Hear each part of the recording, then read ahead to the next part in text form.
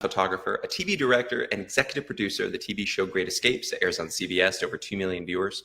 And my entire career, I have had the opportunity to have unbelievable photographic clients. I've been able to shoot for Burberry, for Giorgio Armani, Pepsi campaigns, Smirnoff, shooting major lifestyle advertising, as well as high fashion, as well as shooting celebrities, shooting television commercials, and then of course, getting into not only the photographic world as a fashion photographer, but also filming, production, and television, which is something that I'm also really passionate about.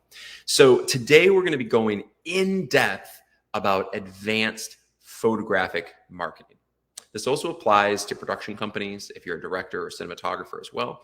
But essentially, what we're talking about today is taking your photography that you have now and refining that brand, making sure that that brand is ready to go, and then going after the most ideal clientele, targeting those ideal clients and figuring out, who they are, how we need to refine and discover what that demographic we're trying to reach is, and then obtain a marketing strategy to be able to book those clients and then achieve the maximum amount of budget for those shoots. So this is a lot of stuff. We're going to unpack it.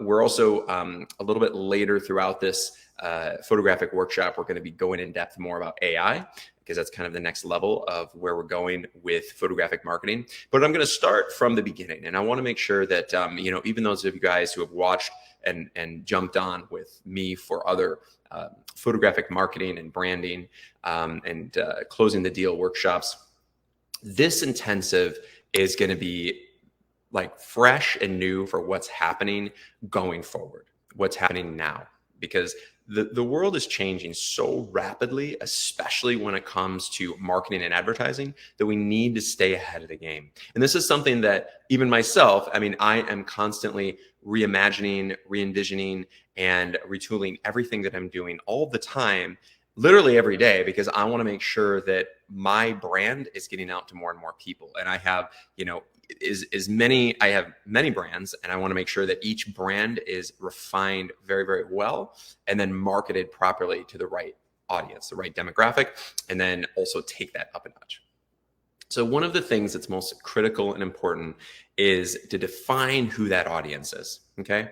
We need to decide, what we want to achieve with our own photography, what we're passionate about. So, are you a fashion photographer?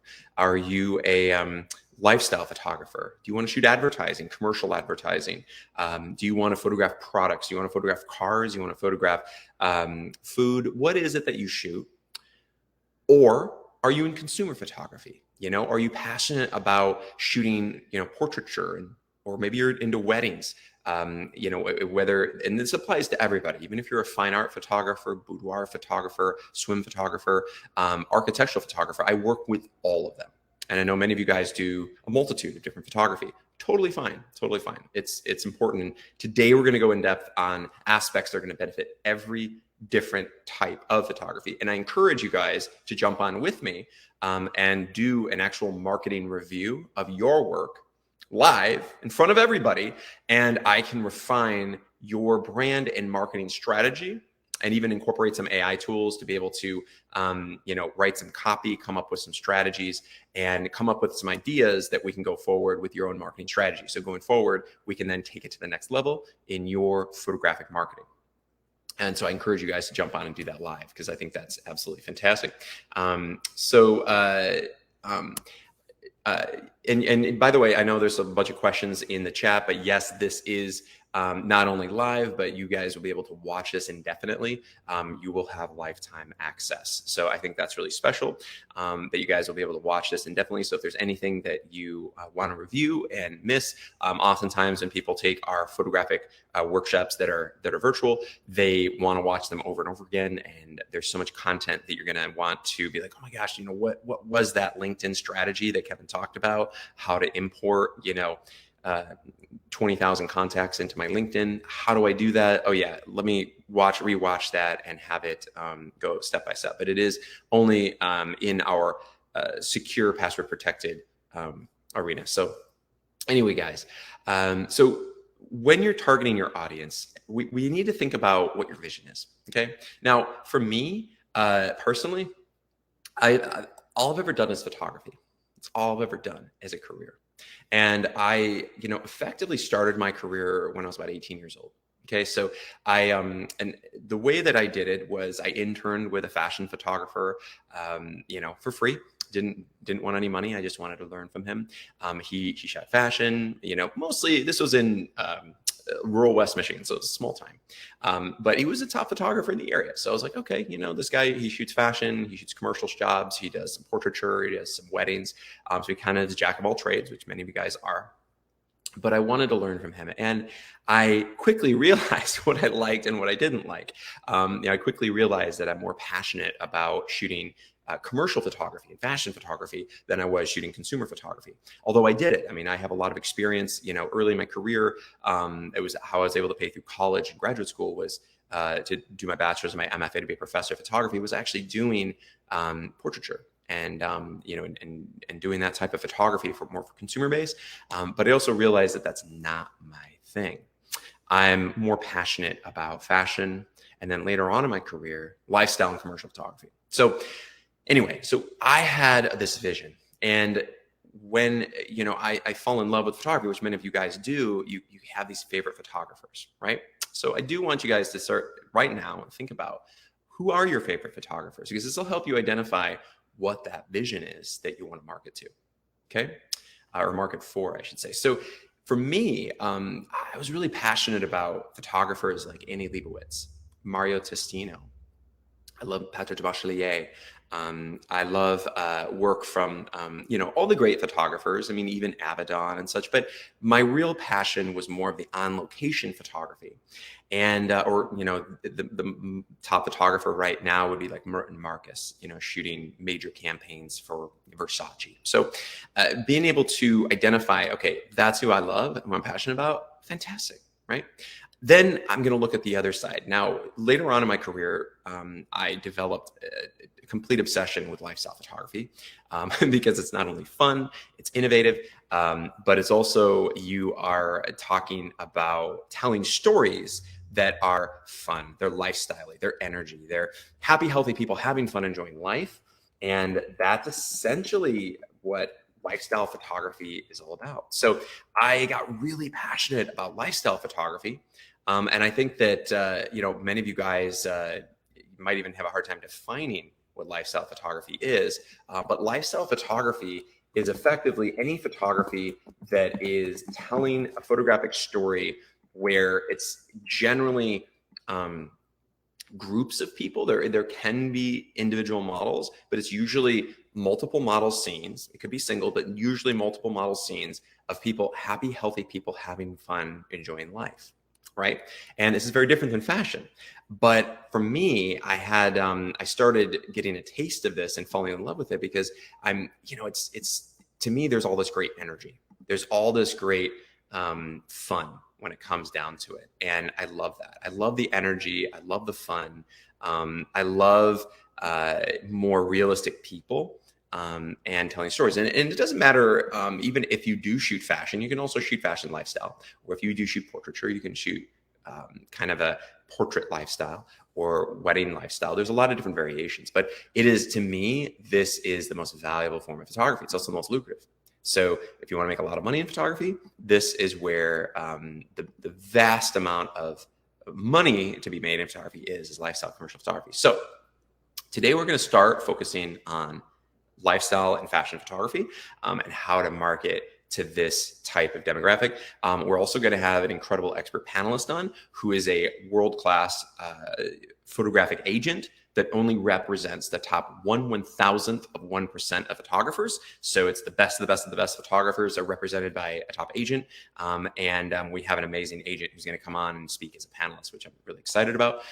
And you guys can also ask some questions, and he can even give you guys personal guidance on your marketing plans. So anyway, so when I started deciding like what my vision is as a photographer, whether it's fashion and lifestyle, for instance, and that's what I'm passionate about, I do recommend you guys figure out what your actual passions lie, where they lie, right? And so I know a lot of photographers, it's like, yeah, but like, bread and butter is going to be my, shooting portraiture or weddings or products or whatever. And that's fine. And we can teach you how to market that too. But for me, I want you guys to really focus today on marketing what you're passionate about, because it will come through in your marketing. It'll come through in your messaging, right? And making sure that you realize that, you are marketing something that you love to do. And, the more that you market something that you're passionate about, the more likely you're going to have other people passionate about it too, which I think is really important and valuable, because, you want other people being excited about what you're doing. And that's really, really important. So these are all great examples of lifestyle photography that I was doing. And most of this actually more early in my career. Now, when I am coming up with who the audience is, well, the first thing I'm going to think about is, okay, if I'm shooting lifestyle photography, for instance, the great thing about lifestyle photography is that it caters to all the Fortune 500 companies, right? So if you look at all Fortune 500 companies, literally 100% of them, I don't care if you're Apple or Google or you're AT&T or T-Mobile, or you're photographing for Ford or Tesla, literally every single brand in the Fortune 500 does some form of lifestyle photography. Really, some form of it. And even fashion brands often do some form of lifestyle photography, like LVMH, Louis Vuitton, Moet Hennessy. They, of course, it's an overall corporation. It's it's one of the wealthiest companies in the world, but they also have not just high fashion brands, but they have a lot of fashion brands that also do lifestyle photography. So, as well as they own Moet Hennessy, which is a bunch of alcohol brands, which are almost entirely lifestyle photography. So I just want you guys to think about that.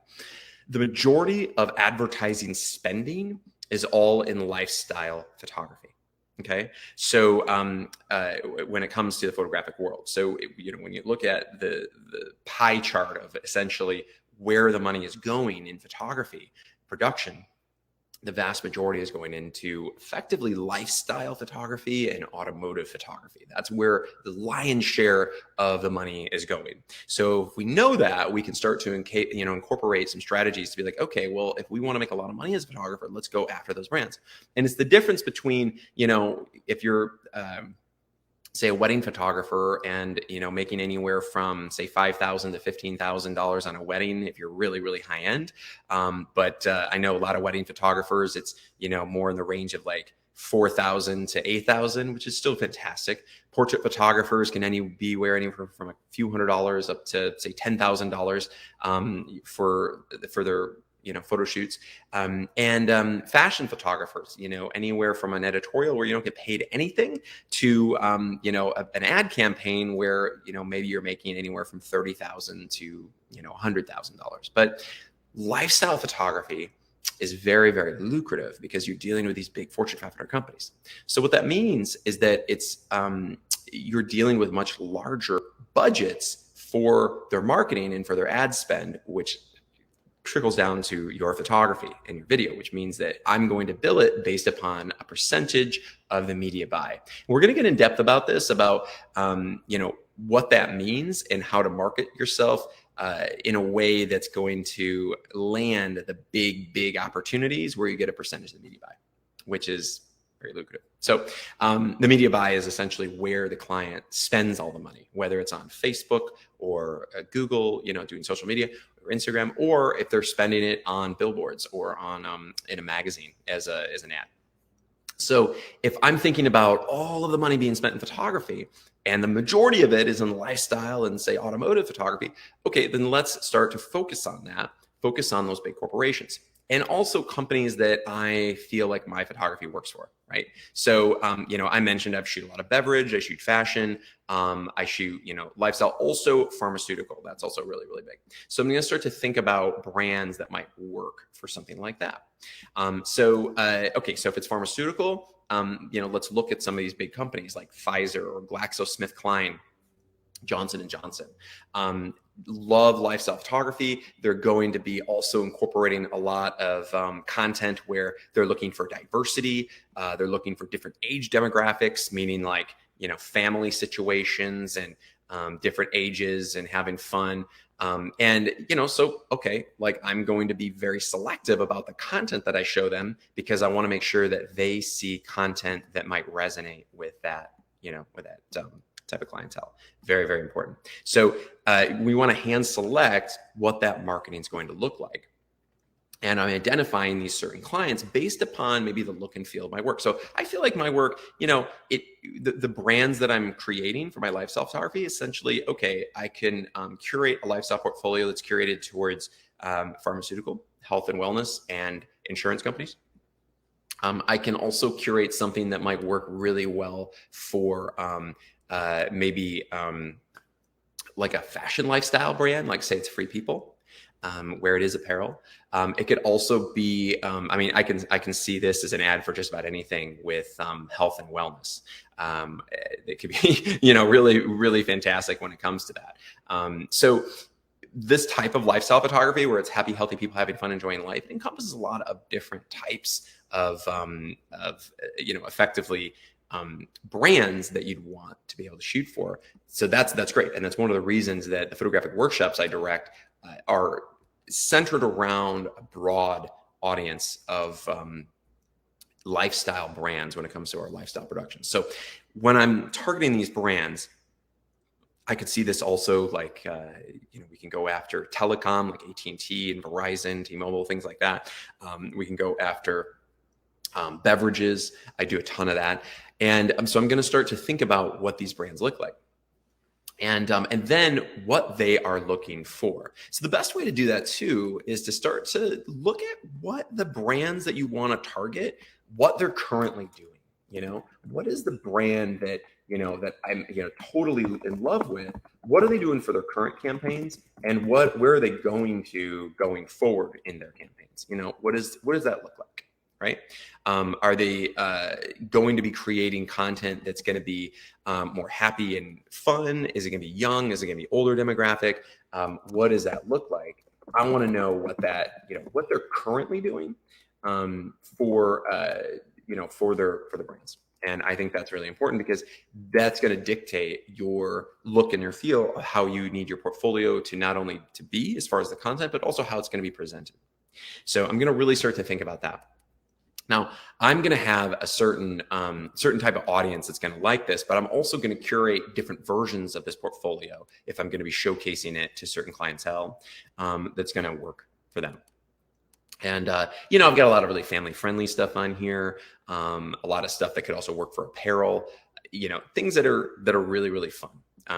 Even like Target, I could totally see this like as a Target campaign, right? So if I start to think about these type of brands, let's start to tackle and reach out to those type of brands decision makers, right? Because we're going to try to find the audience that is responsible for hiring you on that type of campaign. And many of you are like, okay, well, how do I even find those people to begin with? I've got this great photography now. I've developed this great brand. I have this amazing website. Now what? But just make sure that you have that amazing website, because I have a lot of photographers that kind of jump the gun. They're essentially like, oh yeah, I just need to learn how to market. But then you go and look at their brand and they have like a total weak sauce brand. It's not ready to market. So just make sure your photography is ready to market. And, we're going to get some tips and strategies when we bring our photographic agent on to give us guidance on that as well. But the rule of thumb is generally a 40 image cohesive body of work that is totally aligned, where each image is a different scene with different styling. And, effectively each image, that meaning the models are different outfits. And oftentimes there's variation with models.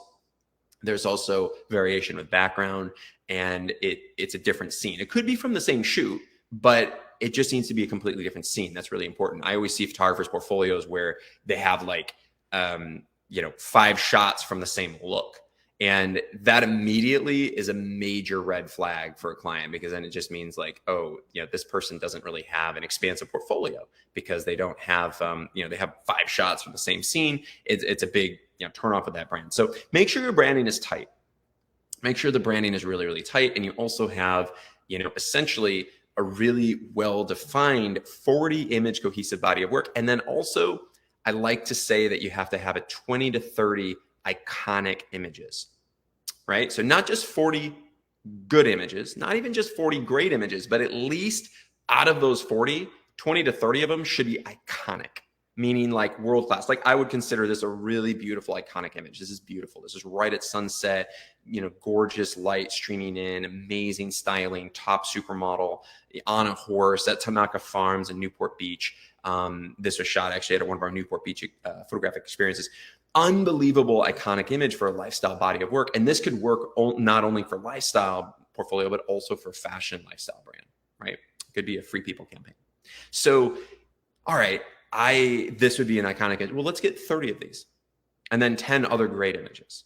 But having that 40 image cohesive body of work to start with is absolutely critical. If you don't have it, you've got to build that first before we get into this marketing stuff. Okay. And if you're not ready, that's okay. That's okay. We don't necessarily need to jump the gun. We can start to plan and get your portfolio ready before we get into the marketing strategy, the marketing implementation. But we can start the strategy first if we, haven't have the portfolio ready to go. Awesome. So, all right, guys. When it comes to the target audience, though, if I'm going to try to find these people, a lot of people are like, okay, where do I go? How do I even know who these are? So I'm going to show you a number of different ways of finding them, and decision makers that hire photographers. And let me talk about who these people are, because it's important to understand who the people are at the brands and at the ad agencies who are going to be hiring photographers. Who are these people? What roles are they in? And then how do I reach them? That's eventually what we're trying to do, is to figure that out. So when it comes to advertising photography, the best way to do it is to, essentially use something like Agency Access, which I do recommend, because it's a database that would, literally over 60,000 decision makers that hire photographers. So every single ad agencies, art producers, creative directors, and production managers, all the most important people at an advertising agency, those would be the people that would hire you to photograph their campaigns. Or you can go brand direct. So, if you're dealing with Versace or Gucci or Prada, a major brand like that, or a fashion brand that doesn't have an ad agency, you go directly to the brand, and it's usually a marketing director. Okay. If it's at an advertising agency, we're generally going after an art producer, will be my strongest recommendation for the person to contact. After that, I would also look for not just an art producer, but also a creative director, because they're the ones in charge of creative, and essentially they're going to be the creative decision makers on the hiring of the photographer. And then the art buyer is essentially, or art producer, which is the same role, they're essentially dealing with the negotiation and the actual production. So that you'll handle the budgetary stuff and the production budget and the bidding on it and everything with that art producer / art buyer. So just remember that. That's something that, we need to find out who these people are and what their role is in the company, and who at that company that we need to contact. So if it's an ad agency, art producers, art buyers, print production managers. If you're doing video production for a client, it would also be a TV producer at the ad agency. And then after all those producers, I would then look at the creative directors or executive creative directors. They're going to be the ones that are overall in charge of the creative vision for the client, and they're going to be effectively being the big decision makers in selecting which photographer that they're going to present, because they usually triple bid to the photographer to the ad agency. So and again, if you're going after a company directly, it's generally the marketing director and also a creative director too at that agency. But a marketing director is going to be very valuable within direct to a company. So I do love using Agency Access because it saves you a lot of time. Otherwise, trying to research each and every person at every single client, every single agency, it would literally take you a lifetime to find all that information by yourself. So, what I always recommend is to, essentially do this with a service. And it is a paid service, but it is worth it. I do think, because it'll save you a lot of time and energy. And it's also, they update it constantly, which is also really valuable, because when you have updates, they do all that updating for you. So you don't have to keep, finding out, okay, is this person still there? Is that person still there? Or are they gone? Did they get fired or they quit? Which happens all the time. So, remember when you're dealing with agencies, it's massive amounts of turnover. Same with dealing with magazines. There's a lot of people that come and go. So if we're gonna, go after a certain brand, we can look them up using agency access and then find out who those decision makers are through agency access. So I've identified, we talked about earlier, if I'm doing lifestyle photography and we're going after a major lifestyle brand, let's pick something that everybody knows and would be a great client and a great client for me that kind of correlates with a lot of my work. I would say Target. Target would be a great brand to go after. So if I'm gonna go after Target, then let's get on agency access and look up Target. So essentially, I got on agency access, I typed in Target, and I found all the information here, right? So now we want to look at the contacts, and boom, here are all the people. And then all of their contact information, their phone numbers, their email addresses, all these important people. Now, you're going to notice there's a lot of different people in here. So there's a chief creative officer, which would be a pretty big, important person to me. And then there's just a regular art director, like Brittany Whiteman. Personally, it's good to send maybe email broadcasts out to the art directors as well and to everybody on this team. But the people that you want to call and speak to and market to really heavily and create what I call kind of this overarching trifecta around that client that you're reaching out to in your marketing strategy, I would go after the chief creative officer. I would go after the creative directors. I would go after the executive producers and executive creative directors. And also, if you're going after the video production, which I would personally as well, I would also go after the TV producers. So, somebody like Catherine, somebody like Todd would be really important. Somebody like Jason would be really important. A creative producer like Marsha would be important.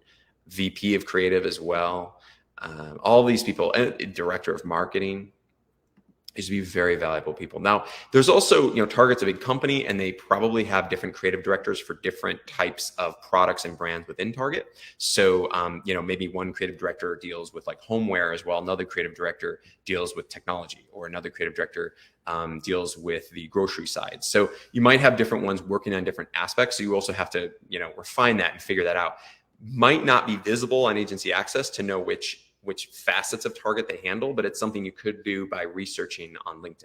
So I'm, looking at all of these, I'm selecting the ones that I want, that I think are most valuable. And then I'm going to start reaching out to them.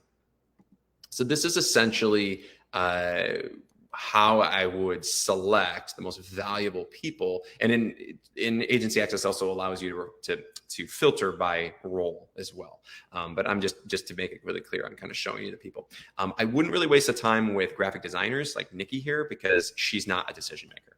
And same with regular art directors or junior art directors. They're not really decision makers. Whereas a senior art producer like Megan, she would probably be my best friend. And that would be what I'd recommend, is to go after somebody like that, because, they're going to be very, very valuable. Whereas some of these art directors and stuff, maybe a little bit less valuable. They probably aren't going to be dishing out that $200,000 budget for their, national campaign. It's probably going to be their art producer. So, so just remember that. That's a big part of it, is we want to figure out what, who that decision maker is that's actually figuring this out, and figuring out what types of which photographers are going to be hired for the Target campaign. Also, if you guys have any questions on this, please ask. But this is something that I think is really important. This is why I'm starting from kind of the really important targets, and we're going to use Target. So we've got the Target Corporation. Now, this is a brand directly. So this is interesting. This is not through an agency. This is a brand directly. Now, Target's a huge corporation, so they also have a media buying department, which is whole separate. But if the company's smaller, not a major corporation like this, if it's smaller to midsize, oftentimes they don't necessarily do their own media buying. So I would recommend those companies try to get a piece of the media buy as well and handle that. Me personally, though, I know Target is too big for that. They've got their own departments. So what we're going to be doing with Target is when we actually are marketing to them, and if we land a campaign, we're essentially going to have we're going to be billing in a percentage of the media buy towards our usage for the campaign, as well as a creative fee as a photographer, and then production costs. So anyway, this is just, this is important. This is a valuable kind of facet to understand, who these people are and also where it's located. So it's up in Minnesota, in Minneapolis, but they don't generally do all their shoots in Minneapolis, right? So oftentimes they're shooting in places like Los Angeles, and which is beneficial to me. So that's where all the production is, the top models, the top photographers, the shoot lifestyle. LA is a major hub of that. So, I can call Target and call this phone number to talk to the creative department, and then I would ask for these contacts, right? But of course, we have to market to them first. Once we market to them, we need to reach out, but this has to be part of your strategy. Reaching out on all different levels. Okay. So I want to come up with an effective strategy to go after somebody at Target, to be able to land that Target campaign. And that's essentially kind of what we're going to be talking about today. So, okay. So if I'm going to go after a Target, and I'm going to go after this decision maker, then there are these decision makers. I want to, first of all, immediately I should be setting up a systematic email broadcast to them. I want to create some messaging, right? Now, one of the really important strategies is to make sure that it's super, super consistent, meaning that you're emailing them constantly, you're emailing them all the time, you're making sure that they know you're top of mind, that it's, your content is always coming up in front of them. Now, this is something where a lot of photographers out there are like, you know what? I don't want to hassle them. I don't want to bother them. I don't want to be that annoying person that's like always in their head. Believe it or not, that's actually really important. You want to be always in their face. And if they get too annoyed, they can always just, block you or whatever. But I would say it's much more important to be more persistent and maybe more bothersome to them than it is to be less so. Because if you are not in their face all the time, who are they going to go with? They're going to go with somebody that's in their face. They're going to go with somebody who's top of mind. They're going to go with somebody that they see. And I think that's really important. So remember, when you are marketing yourself to decision makers, remember that persistence and constant reach outs, constant connections with these people is so freaking valuable. You've got to make sure that you're always in front of them. And it's the same thing that these brands do. A brand like Target, they're in front of us all the time. They have ads everywhere. They have billboards in Times Square. They have, Facebook ads and LinkedIn ads and YouTube ads, and they have ads on Instagram. They have ads everywhere, and they are constantly spending money to be in our face all of the time. Constantly. It is like a never-ending blitz, and they do it through a big advertising spend. For us, we can do that as well, but we also need to have more direct contact because it's a personal sale of your services to them. So remember, that's what you are essentially doing. Now, also remember, you got to remember this is a business, and you want to refine your brand so it's very, very specific to what Target's going to want. Right? If we're marketing to Versace, it's going to be a whole different ballgame as far as how we're going to present ourselves and making sure that all they see is like Versace level content that makes them want to book you for Versace.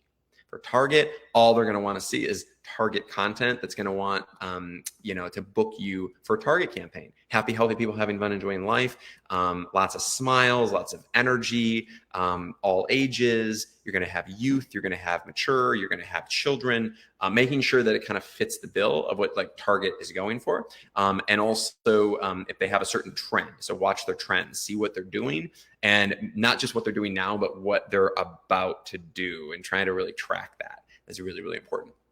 Okay, so we've got our audience. I'm going to export that list in Agency Access. There's also ways in which in Agency Access, if we're going to go straight from the major email broadcasting, I really like to do, we was one in the Creative Directory to find that, but we can also go to the list builder and we can find and figure out some of the full scale lists of all the creatives. Now, these are some of the lists I've already previously found or developed, right? So, this gives you an idea. The 2023 art producers and creative directors, because those are important people.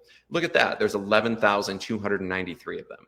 And it looks like it refreshed about a month and a half ago. So I probably want to refresh it. This will allow you to do that. Because checking the directory for updates essentially. So they're going to be constantly updating this to make sure that in the last month and a half or so, that all of these contacts are still there. And then of course, a lot of them have left. So we have to, it updates it for you, which is fantastic. Otherwise, you're going to be wasting your time reaching out to these people if it's an old list. So that one's doing it for me right now, generating it. It's going to refresh and refine that new list. But essentially, I'm just looking for art producers and creative directors, and different levels of art producers too. Senior art producers, as well as executive creative directors, associate creative directors. Those are going to be important. So all these important people, we're going to refine that list. I'm going to export it, and then I'm going to use that list going forward with all of our marketing techniques, right? Because these are going to be all the ad agency important people that are generally, most of them are hiring lifestyle photographers. Okay. And then we're going to specifically select those brands such as Target, and we're going to create kind of a separate campaign just for them. But the overall arching campaign, we're going to export this, and then we're going to export a very specific list for just the hyper targeted leads as well. So once I do this, I'm going to export this, and I'm going to make sure that we're going to incorporate this into LinkedIn. We're going to incorporate this list into our email marketing, which, for instance, I love to use Constant Contact, but I've also used pretty much every email marketing system under the sun. So if you guys have questions about that, I can also answer them. I've used everything from MailChimp to Constant Contact to Vertical Response to Go High Level to Mad Mimi to I've worked with the Infusionsoft Keep system, which is a whole different beast, as well as about maybe 8 other systems that are out there as far as email marketing. So I've used a lot of different systems. I've had similar results to a lot of them. Generally, a fairly good open rate is like, of anything above 20%. And you want your click-through rate, if you can get it into the anywhere from 1 to 3%, then you're doing all right. If you can increase that and get your open rate up to like 30%, 40%, 50%, then you're really rocking. Then you're really crushing it. And getting your open rate obviously higher increases your click-through rate as well. So that is really important for large email broadcasts. And then based upon the people that open and then click through, those are the people you also want to hyper target. So we're going to hyper target certain brands that we love, like Target, for instance. And we're going to also hyper target the people that are interested in us from the email broadcasts. So if we're going to go in and we're going to look at the art producer list, okay?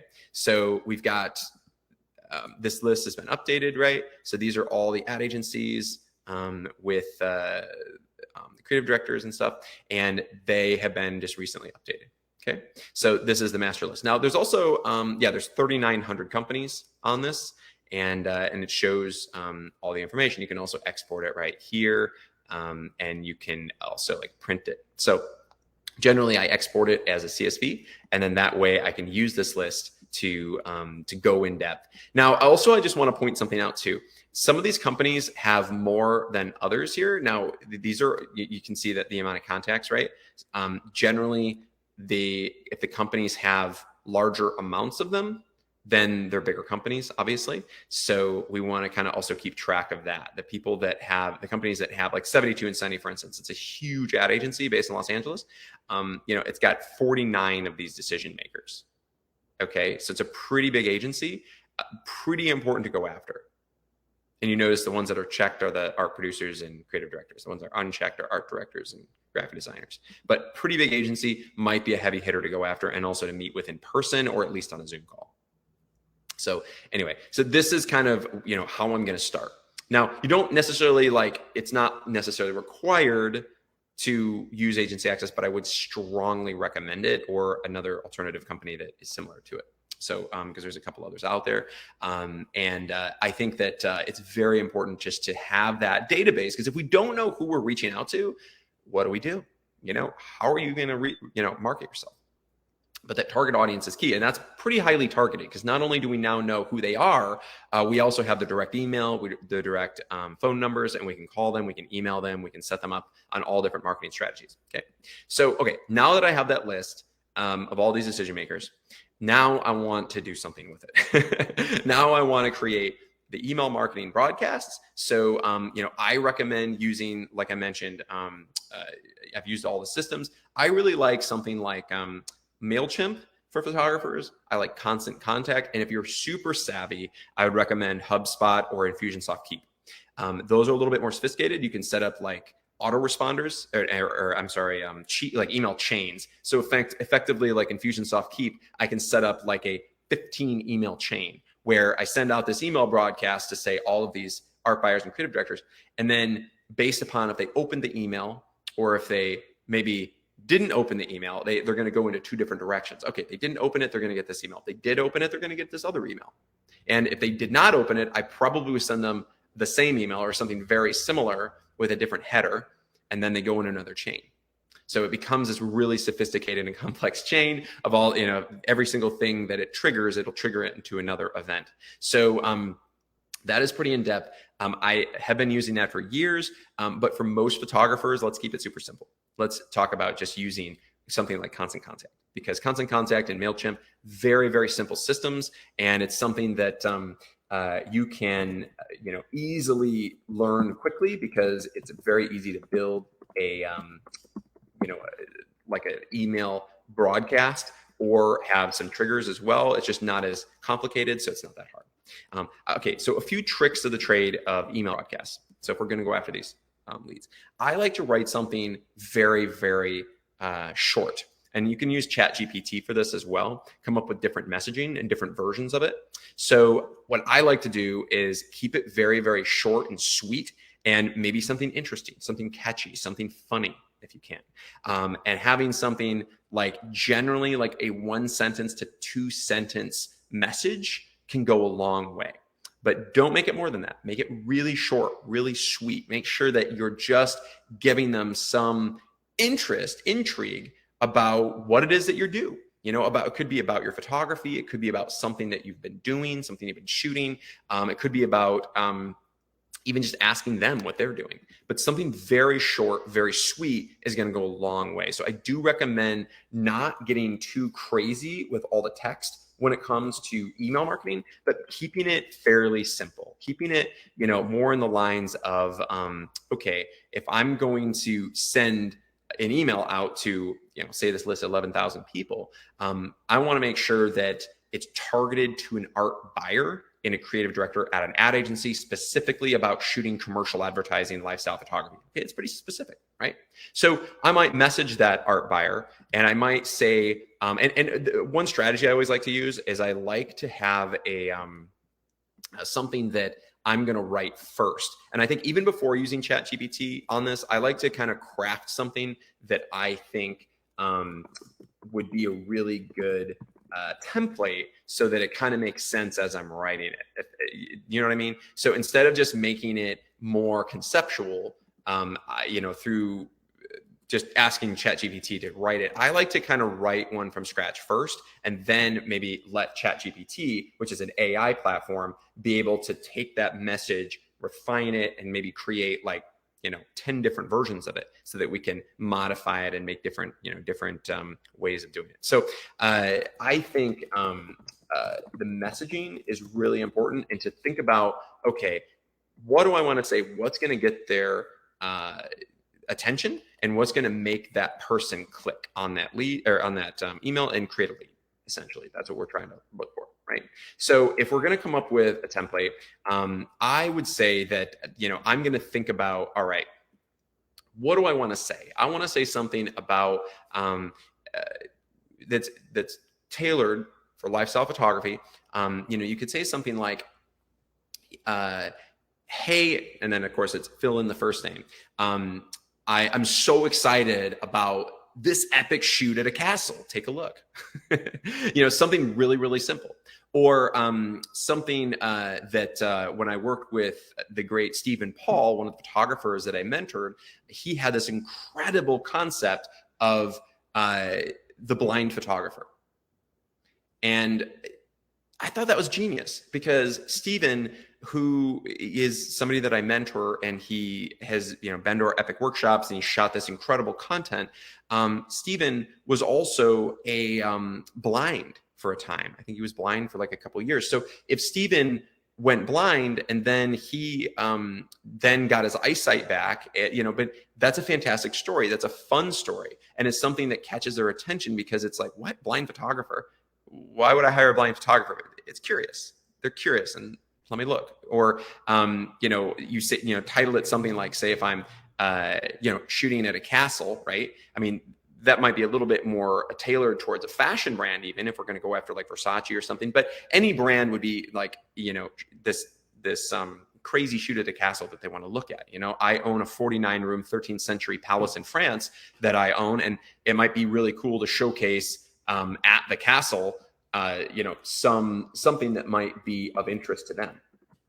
So creating, a story about that. So, whether it's, me talking about the castle, or whether it's, Stephen, talking about his,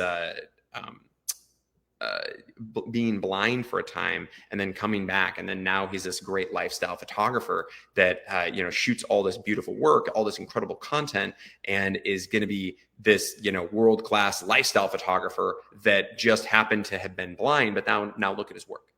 That's really incredible. Like, I love that. To me, that's such a genius story. And I know, Stephen, you're on right now, and I think your story is genius. And I love your concept of the blind photographer. It's absolutely brilliant. And I think that, when you can come up with something that's fun, that's engaging, and it's something, that's a story that's going to be like, essentially you're creating clickbait. I love that, because your click rate's generally gonna be pretty high.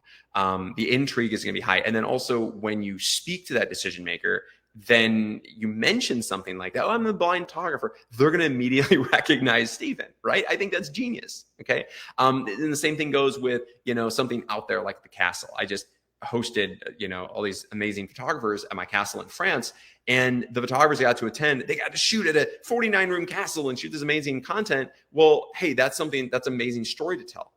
I was just in France, and I was, shooting at this insane castle. I mean, that's another cool story to tell. It's just something to catch their interest. So it could be something catchy. It could be something simple as just fresh new work. If you don't have some crazy cool idea to think about, just say, fresh new work, fresh new lifestyle photography, or, what's hot now in lifestyle photography, something like that, because these people are also looking for trends. You might even want to call it that, the trends in lifestyle photography or lifestyle advertising photography, something that's just going to be relevant to them. And it doesn't have to be like the glitziest or glossiest or the most like catchy thing, but it needs to be relevant. And that's something that I do want to focus on, guys. Make sure what you're sending is relevant. And I can't tell you enough, like, how often I see photographers get off topic and they start contacting and they start sending messaging that's not relevant to the decision maker. And I'm guilty of this too.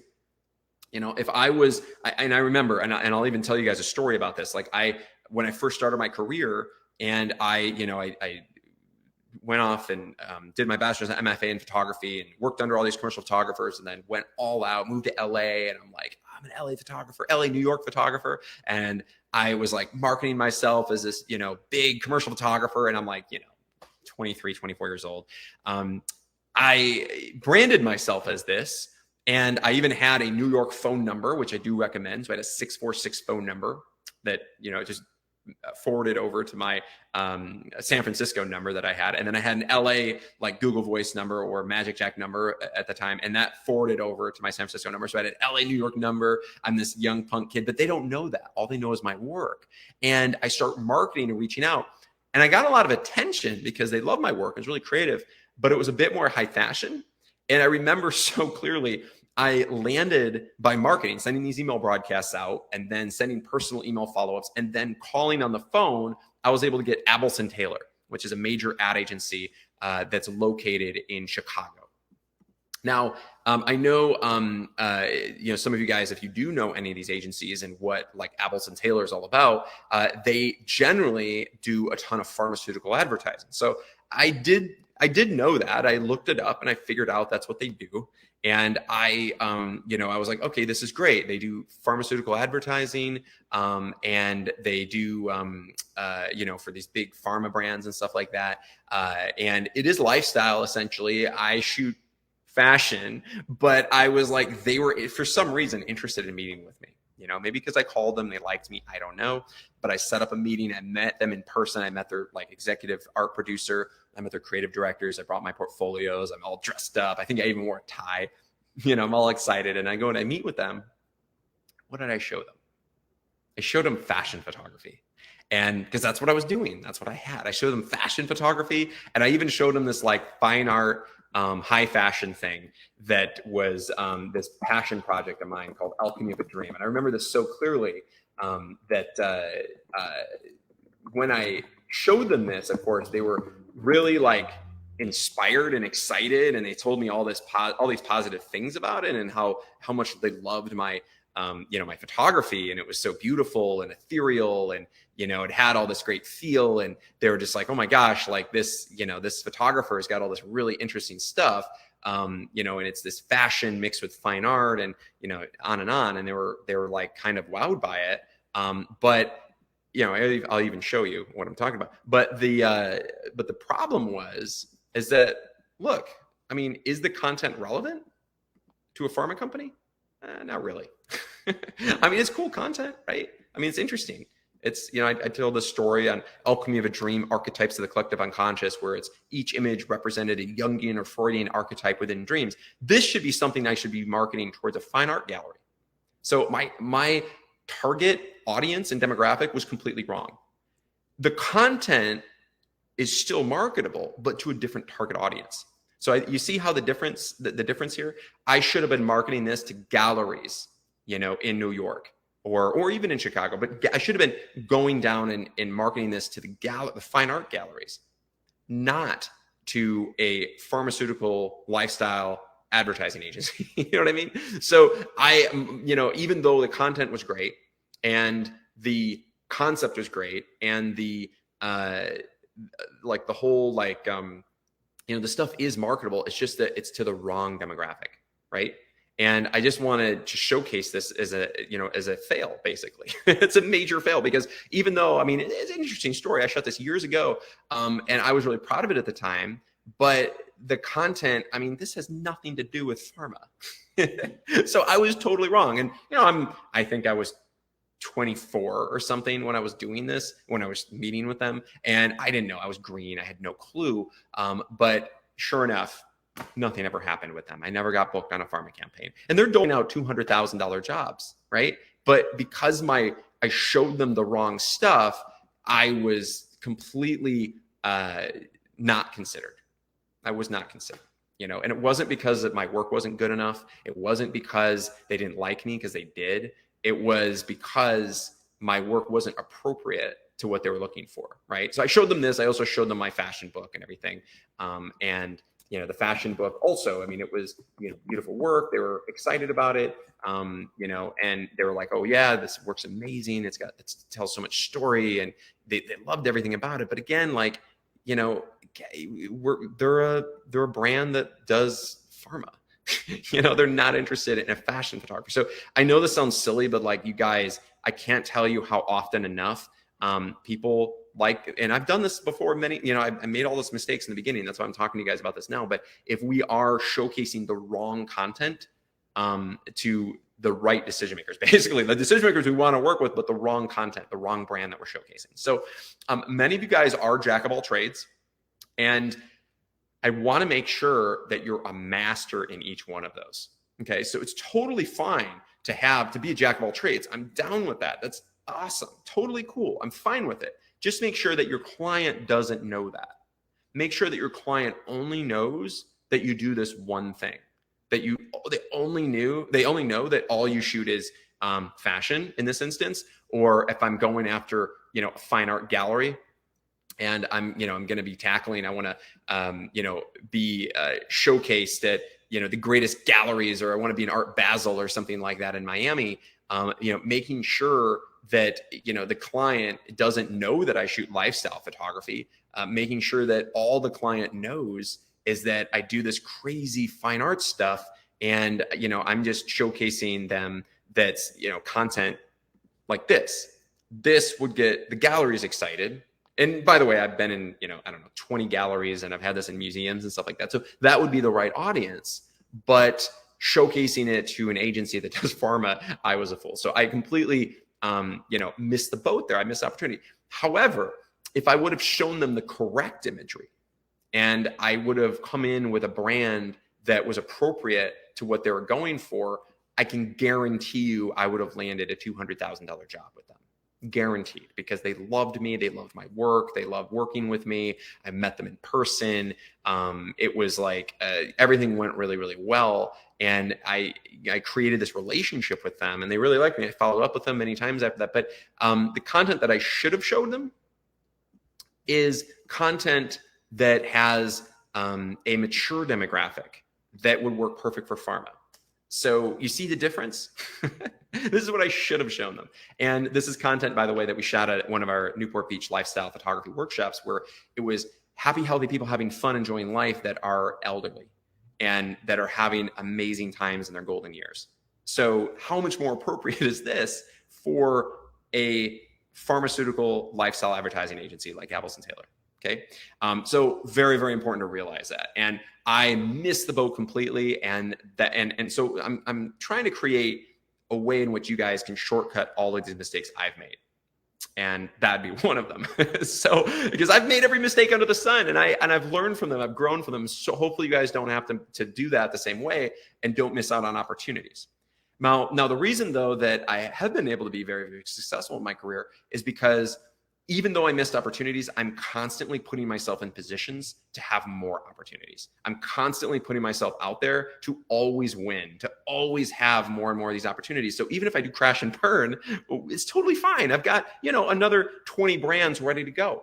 Because if I'm crashing and burning with something that's, like with Abelson Taylor, that's okay. I've got Saatchi and Saatchi, I've got 72 and Sunny, I've got Deutsch, I've got, I'm Publicis, I've got, if I'm working with DDB or BBDO or any of these other big ad agencies that I'm naming, I've got relationships with them. If maybe I burned it with, with that wrong, showing them the wrong content. So, by the way, Stephen Paul asked a great question. That he asked, first of all, does Target not use ad agencies? And also, he asked, how many emails per week? Okay, so as far as I know, Target is mostly brand direct. Now, they might have some agencies that handle some of the stuff that they do, but as far as I know, they're brand direct. And they have an in-house team, a massive, massive in-house team. So if you want to work with Target, generally you're going to be contacting them directly and you're working with them directly. And that's why when I typed in Target and agency access, a agency didn't come up, Target itself did. And it has all the decision makers because they have this whole in-house team. Okay. So, and that's pretty common for fashion brands too. Most fashion brands, almost the vast majority of fashion brands don't have a main ad agency doing their campaigns. They're usually doing it in-house. Many of them have like a PR agency, but that's a little bit different. A PR agency is handling more of like the publicity stuff and less so the national or international global campaign. That's usually handled in-house by the lead designers at the brands. So just to kind of give you guys an update on that. But these are great questions, Stephen. I appreciate that. And then he asked, Stephen Paul also asked, how many emails per week is too many? So I would say that I think that there's nothing wrong with doing like, say, 3 emails a week. I think that that's, I know it sounds like a lot, but I don't think that that's excessive. I really don't. I think that 3 emails a week is fine as long as you're showing content that is relevant and different. I think that what a lot of photographers do is they make the mistake of sharing the same images over and over again. And I wouldn't recommend that. So whenever I send and craft an email, I'm going to craft an email that is going to be short, sweet, maybe funny, maybe something that is going to draw attention in, like the blind photographer for Stephen, but have a different image each time you send an email. And even if it's a follow-up email too, if like they clicked on it and it's a follow chain, make sure it's a different image for sure. If they didn't open the email, it's okay if it's the same image because they didn't open it, right? But I like to rotate my content. So this is another reason why having tons and tons and tons of great content, great photography, great different images in your portfolio is really important, because you can use them for all of these email broadcasts. And I don't like to have a lot of emails too. So that's another thing, is I don't want to have like,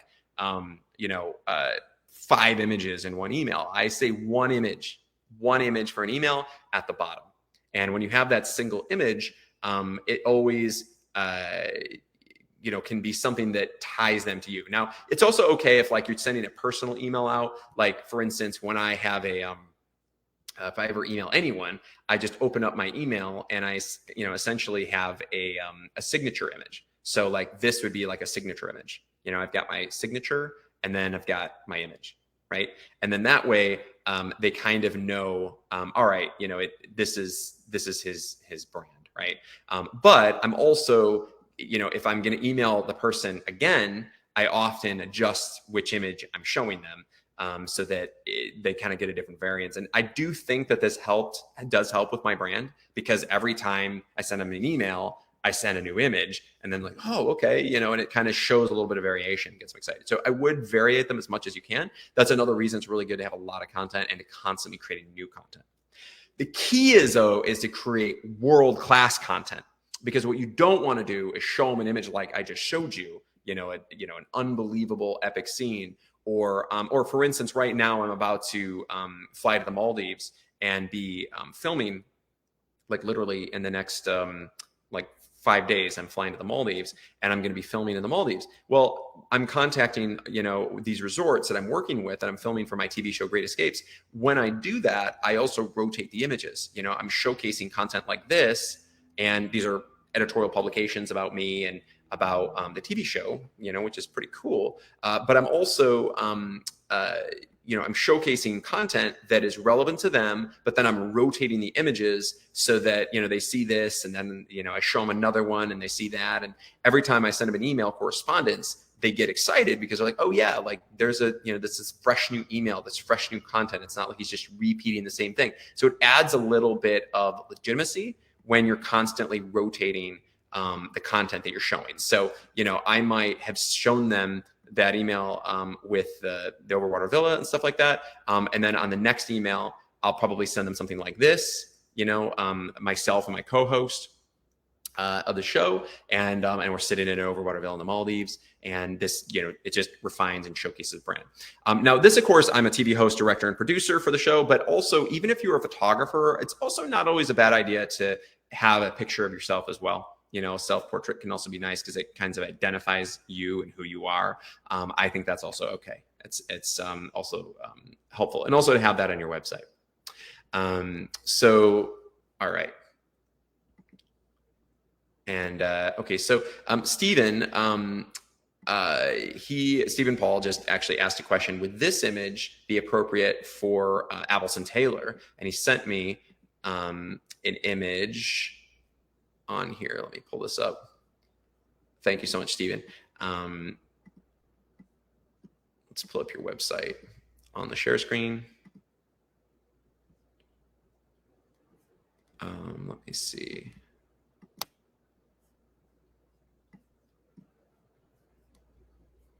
I think it was a different image though here.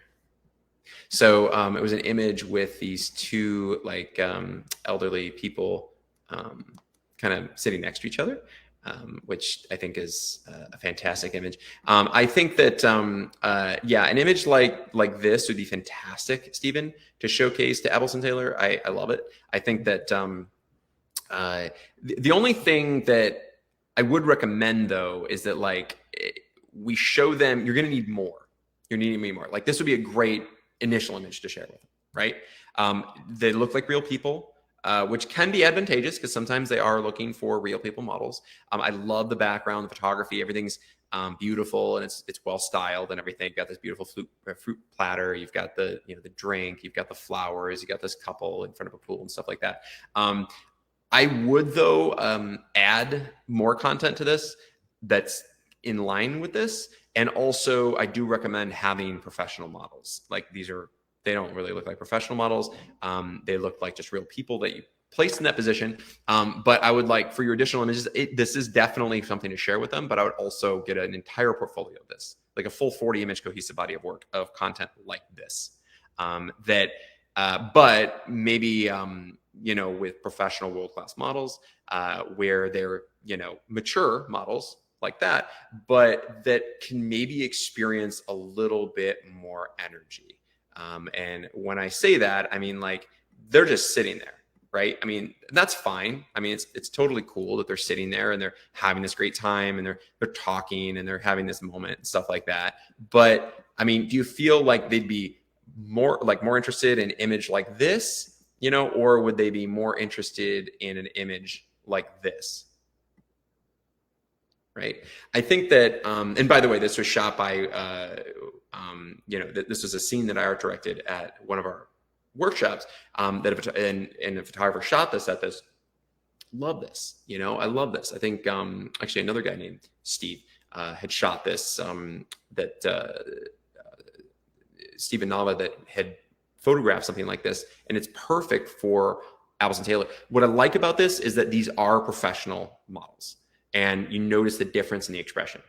You notice the difference in their look, right? This does make a difference. It really does. And it really shows a moment and experience, and it's all about the expressions. So that's what I would suggest, Stephen. I think that would really add a lot of value to like what you're showcasing. So when you build that 40 image cohesive body of work, I would make it more like this if you can. I think that'd be pretty useful. All right. So, okay. So we've identified some of the target audience, which is fantastic. We found out who they are. We got their direct phone numbers, their email addresses. We set up an email campaign. And like I mentioned, I personally use Constant Contact right now. And I know a lot of my photographers, you like to use MailChimp. MailChimp, if you're totally new to this, MailChimp is probably a really good one to get going on, just because MailChimp is also, I think the first, I want to say 2,000 contacts are free. So you can get in there and just dabble, which is, I think, great. I think you just need to dabble and learn before you go crazy on it. So if you can use the first 2,000 contacts and start getting accustomed to it, if you're totally new, then I'd recommend that. That way you can really start to hit your stride and then upload that massive list of 11,000.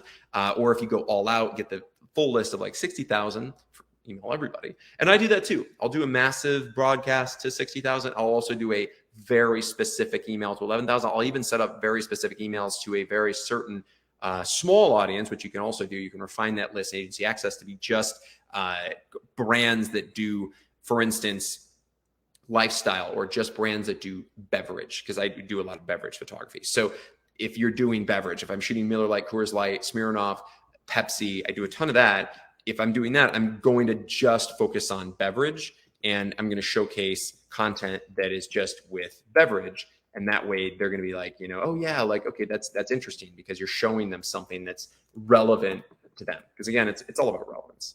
And that's what we need to do, is showcase something that's relevant. So remember, it's not just about how good you are. It's about what your content showcases that's relevant to that art producer or creative director, or they're not going to even take you seriously.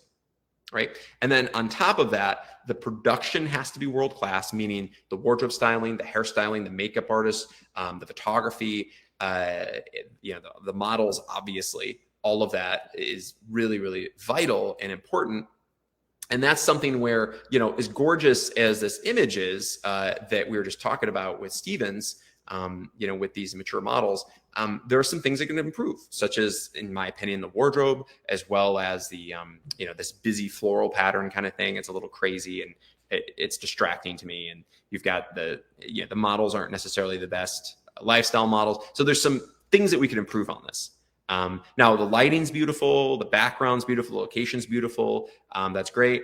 Also, though, maybe the not loving the styling of the food and beverage so much. I feel like it's kind of, it looks a little drab. I don't see, like, if I'm going to have beverage, I'm going to have water droplets on it.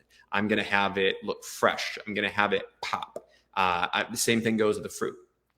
and I can barely see the fruit because I've got these empty glasses in the way. So I don't know. I mean, I would think maybe if they had a glass of wine or something and they were cheersing and you caught it, with, that glistening through, maybe having the fruit a little bit more stand out. The beverage stuff looks a little bit flat to me, so I'd improve on this. So there's some things that, I mean, production wise, it doesn't really do it for me the same way.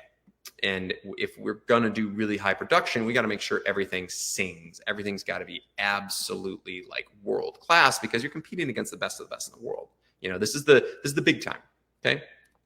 So anyway, so let's get into the email broadcasting, and I'm gonna, and I send a lot of email campaigns for all different kinds of things, whether it's even talking about these, photography, webinars or workshops, as well as to advertising agencies and stuff like that. But I'm always sending out email broadcasts, and I do think that it is important to see what the text looks like, how it should look, and some of like the stories that we tell. Now, there's different methods of email broadcasting.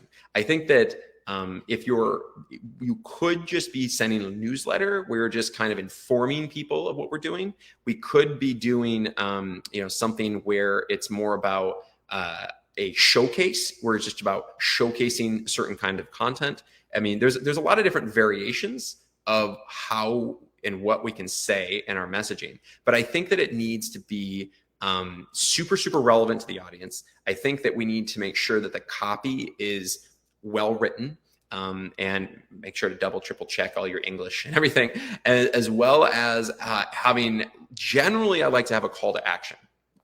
So a call to action is effectively doing something where we're, not just talking to them about our content, but also, hey, what campaigns are you currently working on? Or, hey, check out this fresh, hot new work that I just shot, from the blind photographer, for instance, from Stephen, or, I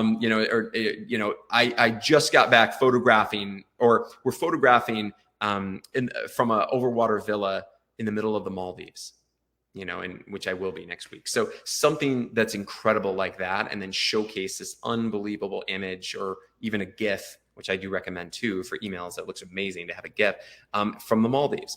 And I think that, something that's interesting, it's relevant, it's going to grab their attention, and it's a call to action. You'll have to click on it, right? That's important. Now, the best thing too is that you can also track the clicks. So you can get into Constant Contact and you can track all these clicks, and you can find out about these people and about what they did. And I think that that's really, really important, because we want to be able to track everything. So making sure that we're looking at the numbers, and then when we get to know, like, okay, how many people opened it, how many people click through, what are the numbers as far as, the audience. So, for instance, if we're looking at a really, really high open rate, but a low click-through rate, well, it means that maybe that we didn't have the best call to action. For instance, here, I'll show you an example. So I'm in Constant Contact in the back end here, and I'm showcasing an email that I sent out to an audience, and we had an audience of 35,000 people that received this. We had 7,800 opens. So, the open rate was extremely high here. We had 31.5%. That's actually really, really high. So I'm impressed at that. So this was a really, really strong open rate. I love it. And then the click-through rate, though, was super low, 0.3%. So, maybe my call to action wasn't strong enough, but at least the open rate is high. And I would say 31% for an email broadcast is pretty solid. So I think that's pretty high. If you're looking at, like, say, under 20%, then we've got a problem.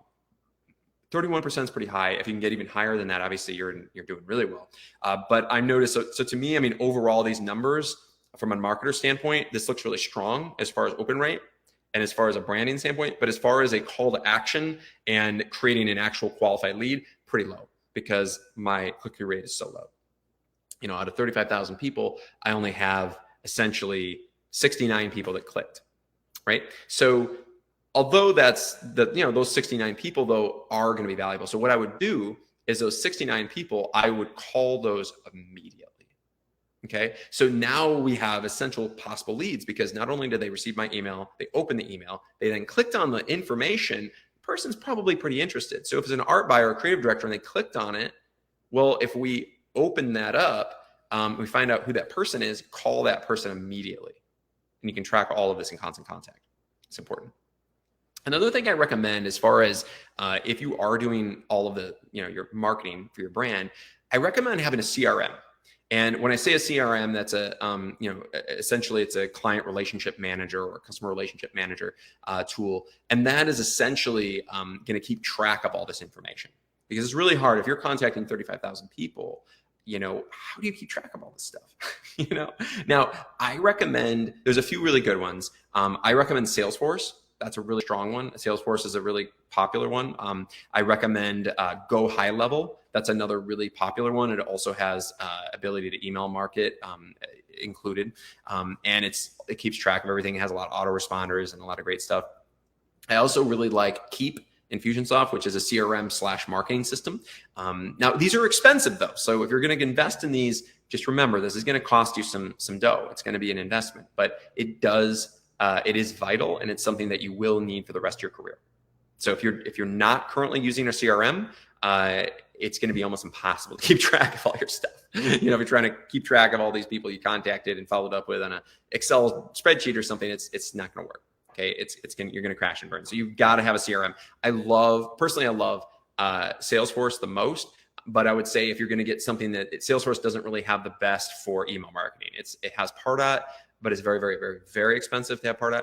Salesforce, just the basic Salesforce is pretty inexpensive. It's pretty cheap. But I do think it's a fantastic one. If you want to have one that's integrated with your marketing system, I have liked HubSpot, Keep, and Go High Level. Those I think are really strong. And I used Infusionsoft Keep for, I don't know, probably 6 years. And I had overall, I thought that was a really strong one because it kind of keeps track of everything. And you can set up autoresponders and stuff. So obviously everybody's changing all the time. The reason I moved away from it is I started to get lower open rates and click-through rates. And no matter what I did, it kind of like my stuff wasn't being seen enough. So I moved away from it. So, and that's another strategy I use is you can essentially kind of what we call clean lists. You can do list cleaning by using these emails because these are people that, they're through agency access, but they didn't necessarily subscribe to your email. They might have subscribed into agency access, but not you. So not all these people might be super hot yet.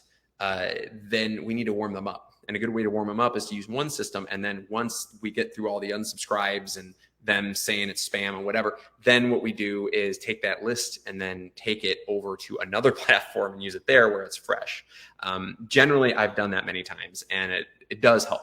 It really does help, and you get higher open rates. Whereas this same email, for instance, when I was sending it through, if I was sending it through Infusionsoft Keep, I probably would get more like 15 to 18%. Whereas if you send it through Constant Contact, it's a new system and it's fresh, I'm getting 31.5%. But when this starts to slide, of course, I'm going to track. I'm going to look at why it would be sliding. But if there's nothing that's recoverable, then I'll switch it to another platform. I've just found that I've been doing that for 15 years.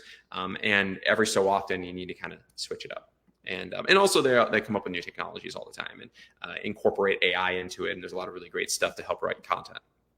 But I would say that your email marketing system, it's just, I think a lot of photographers think that all they need to do is download this list from agency access, email it out, and then people will book you. Well, surprise, surprise, that doesn't work. So no matter what you do, no matter how many emails you make, 3 emails, a week, or even if you send more, you're it's very unlikely that you'll ever book any job whatsoever in that way. So the way I look at it is the emailing and the email broadcasting is what we're doing. It's more of just a branding thing. It is marketing, but it's more of just like I'm showcasing my brand. I'm just getting it out there. I'm getting it in front of them. And I don't expect a direct sale, a direct booking from this, but I do think it's letting them know. And that's really what it's about, right? So I do think it has use, and I do think it's regularly important to contact them and send them these emails. But I also want to make sure that you guys are taking it to the next level, okay? So let's get to that. Now, we can then get to what I love to do, which is going in depth with LinkedIn. Now, a lot of you guys have LinkedIn profiles, but a lot of you guys don't use your LinkedIn profiles to the ultimate capacity. And it's something that I do want to talk about because LinkedIn is like gold. Okay. LinkedIn is absolutely like one of the greatest things that's happened to the photography industry is LinkedIn. Okay. Now a lot of photographers think, oh no, it's Instagram, Instagram. Well, Instagram is great too. And that has value. But I would say that the problem with Instagram is it's a lot harder to communicate with other people on Instagram through DMs, because oftentimes when you're direct messaging something on Instagram to somebody, it just never gets seen. It's like spammed or it's not seen. And it's very unlikely that if you DM somebody on Instagram, especially if it's not verified account, that they will probably never see your message.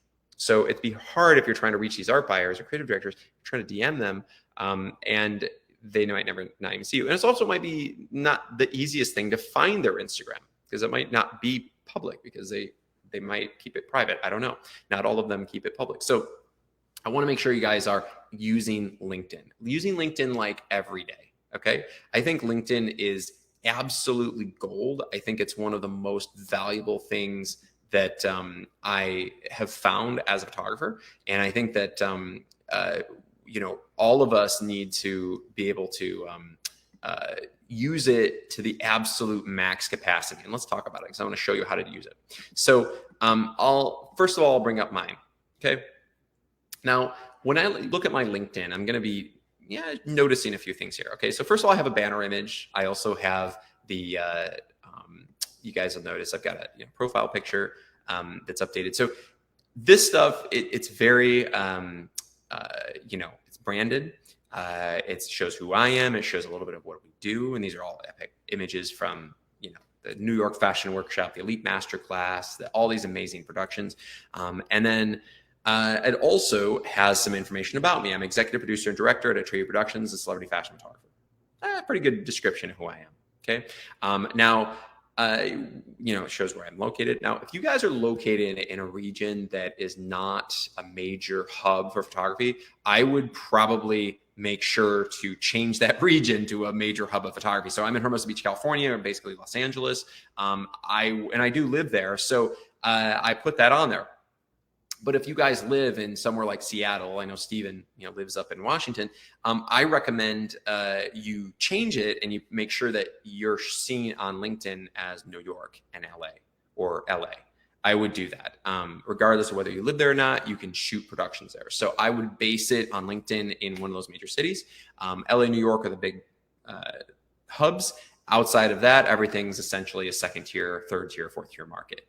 I would say, New York, LA, top markets, especially for lifestyle photography, it'd be LA. For fashion photography, it'd be New York. For next tier down would probably be like Chicago, Miami. And then next year down would be, the really small markets like the San Francisco's and the, Dallas and, some of these smaller cities that people just don't give the same level of credence to. They don't really respect it the same way as, if you're a Dallas photographer competing against a top New York fashion photographer, you're not going to get the same gravitas. Now, I've been doing this a long time and I can tell you it works. I mean, even when I was a punk kid, like living in San Francisco, I branded myself as New York, LA. And by literally, I think I was 23 years old, I got represented by a top agent in New York because I branded myself as LA, New York. And I had some great images to show them and I marketed myself properly and I got represented by an agent. And we're talking agents only represent the top 1/100,000th of 1% of photographers. So if that's the case, I was able to brand myself in a way that really connected with that agent, which was awesome. And I've been repped by 4 different agents in my career. So I would recommend that to you guys, all of you that are on. So with LinkedIn, you also notice a few things off the bat. I also have looked at the followers and the connections. Now, what LinkedIn, the way its algorithm works and the way that LinkedIn operates is it's all about your connections and contacts. And the beautiful thing about LinkedIn, as opposed to Instagram or Facebook, is that LinkedIn is all a professional network. So for me, I want to make sure that, of course, all the people on LinkedIn are professionals. You know, they're people that are doing this as a career. So all these art buyers and creative directors, almost all of them are on LinkedIn, right? So that's awesome. That's awesome. And maybe not all of them are on Facebook and Instagram, you know, professionally, and you might not ever find their personal Facebooks and Instagrams, but LinkedIn, they're all on there and they list it so that you can find them, you can know who they are, you can connect with them.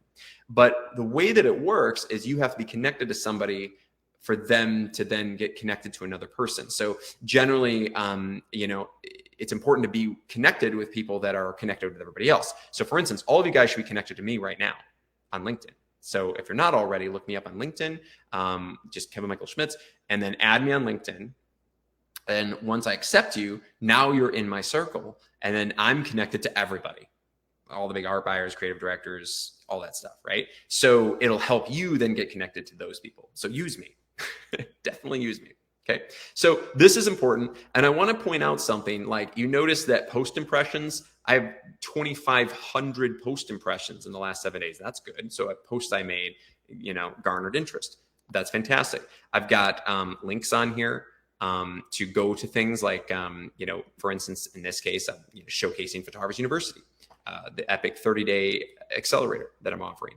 So there's a link. You could link it directly to your website and brand.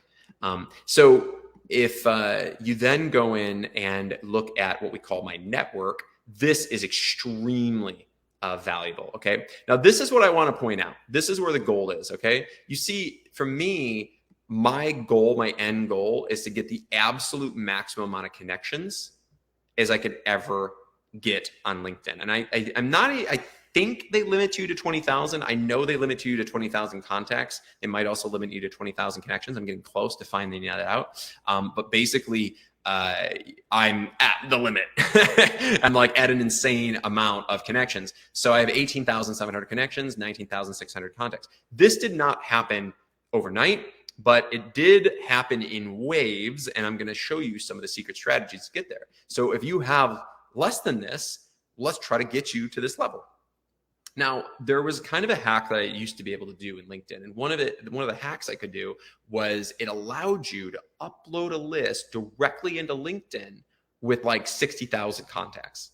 And immediately it invites all those 60,000 contacts at one time, which is awesome. So like immediately I got all these notifications. I would do an upload and I would have like, you know, like 800 notifications instantaneously that like all these people connected with me, all these creative directors and stuff and art buyers. It was awesome. It was awesome. But of course, people like me abuse that situation, and LinkedIn wants to make money on their advertising and their paid services. So of course they disengage that. So now you can't do that. So what I do instead is I go a roundabout way, and I'm going to show you right now. Okay. So one solution that you can go about doing this is, yes, you can upload a list, but it's a very small list. I think you can upload a very, very small list, unless they might have taken that down as well. But you can definitely import contacts, right? As you see here, I have 48 imported contacts recently, right? Now, there's some kind of like secret strategies in here on how to sync contacts. And this, on the right side, you go to sync contacts. You notice that I have this connected to a Gmail account. Okay, so what you can do is you can then, and I have my Kevin at French Dreamcastle account. What you can do is a roundabout way to get beyond the restrictions of what LinkedIn puts on you for uploading lists. I can sync contacts from another list. So I recommend, you know, basically uploading that list of 60,000 decision makers on from Agency Access into your Google contacts. Okay. Then you sync your Google contacts into LinkedIn. So you notice, like, this is not my main email. You know, Kevin at kevinschmitz.com would be for my fashion photography business. Kevin at photoworkshopseries.com would be the photography workshop series, and Photographers University. That email address has been removed because I've already got those contacts on there. Now I'm doing Kevin at French Dreamcastle, so my 49 room 13th century castle, and that whole separate business, because I'm using it as a filming location for major productions, commercials, TV shows, feature films, is also, as well as high-end $300,000 to $3 million corporate events and weddings. I'm now syncing those contacts into LinkedIn. So, but what you can do is you can do this in chunks, and you can even stop syncing, remove syncing, things like that. Or you could also add it from Outlook or for your phone contacts. And what's awesome about this is that you can take those 60,000 contacts and now start syncing them from Google into LinkedIn. Okay. So I usually do it in batches, but it generally is really, really, really useful. So definitely use LinkedIn and definitely start doing this, because you guys need to get more and more connections on LinkedIn. And it starts out with the contacts, and then once those contacts that are imported accept you, then they become connections. And then the connections are what you want. Okay. So I want to see your guys' connections rise up and get to the point of, I don't know what they are now, if they're a few hundred or even a few thousand, but they should be 18,000. Okay. It'll make a huge difference. So that's in my network. The next thing you can do is messaging, right? Is develop a whole series of messages based upon obviously what you're trying to go for. So if you've got all these contacts in there, and you've got all these, amazing people, I don't know if they're art buyers or creative directors that you're reaching out to, of course, you can message them. And you can message them on LinkedIn through the main messaging system, or we can use something called Sales Navigator. So Sales Navigator is essentially kind of the premium version of LinkedIn. And I think it is really, really useful. But basically what we can do is we can get on Sales Navigator, and you can also find art buyers on there. You can also connect with people in another way. So essentially Sales Navigator is kind of the premium version. I think it's, I don't know, $80 a month or something like that, but I'm a member of it, and you can create leads. So what I like to do, so here let's go and look up, art buyers. And it starts pulling up Associate Director of Art Production at Droga5. That's a major ad agency. Senior Photo Producer at Apple. Okay, well, this looks great. I would probably want to save these people as leads and then reach out to them as well. So, or Marion Walter. She's a art buyer, art producer, project manager, producer at Your Photo and Bewilder. So some of these people are pretty valuable.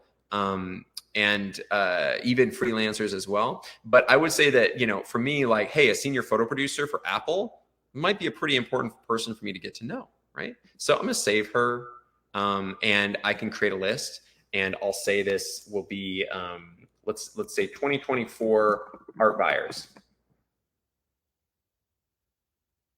And then now, she's saved in that list. And of course, you can create big lists of these people, and then we can message her directly, right?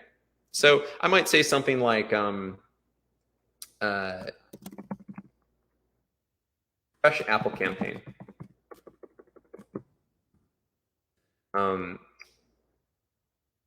Hey, Erica, love your most recent campaign with Apple.